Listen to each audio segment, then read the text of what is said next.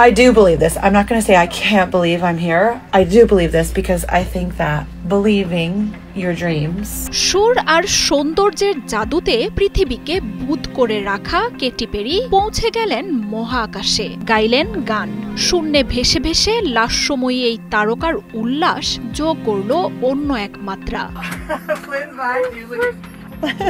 মাটি থেকে বহু ওপরে পৃথিবীর সীমা ছাড়িয়ে 100 কিলোমিটার পর্যন্ত যায় কেটি পেরিদের মহাকাশযান, যেখানে চারপাশ জুড়ে শুধুই শূন্যতা, নিস্তব্ধতা। নিচে সাদা মেঘের সমুদ্র, সেই সমুদ্রকে ঘিরে আছে নীল দিগন্ত। সেখানে ভিন্ন রূপে ধরা দেয় চন্দ্র সূর্য, প্রতি মুহূর্ত কাটে অদ্ভুত এক অনিশ্চয়তায়। মহাশূন্যের সেই অজানা চরাচর ছুঁয়ে গেলেন মার্কিন পপ তারকা ও অভিনেত্রী কেটি পেরি। দূর নীলিমা থেকে এই লাস্যময়ী যখন অবাক বিস্ময়ে চোখ রাখলেন পৃথিবীর দিকে, তখন লেখা হয়ে গেছে ইতিহাস।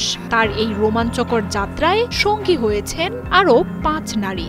1, 2, 3, take up space!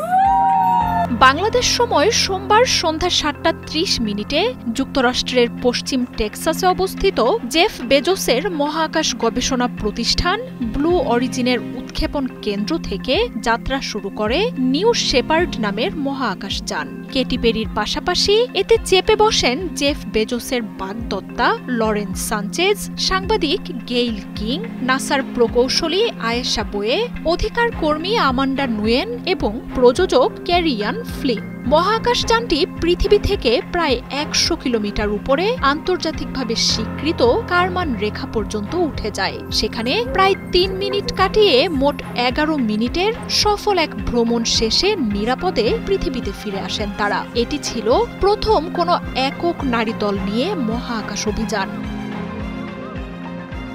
মাধ্যাকর্ষণের বাধা কাটিয়ে যাত্রাপথে মহাকাশের ভারহীন পরিবেশ উপভোগ করেন ওই 6 নারী। তারা মহাকাশযানের আসন থেকে উঠে বড় জানালার পাশে গিয়ে পৃথিবীর দৃশ্য উপভোগ করেন। পৃথিবীর সেই রূপ তাদের আগে কখনোই দেখা হয়নি। সেখানে তাদের প্রত্যেকটি মুহূর্ত কাটে বিস্ময়ে। কেটি পেরি গেয়ে ওঠেন what a wonderful world.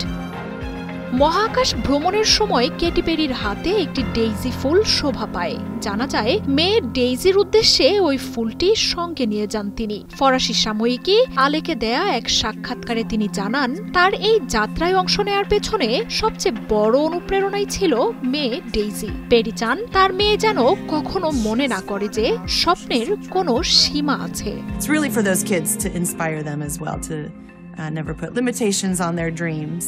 I'm going to be bringing a daisy, a real-life daisy from the Earth to remind us that, you know, the Earth is very precious.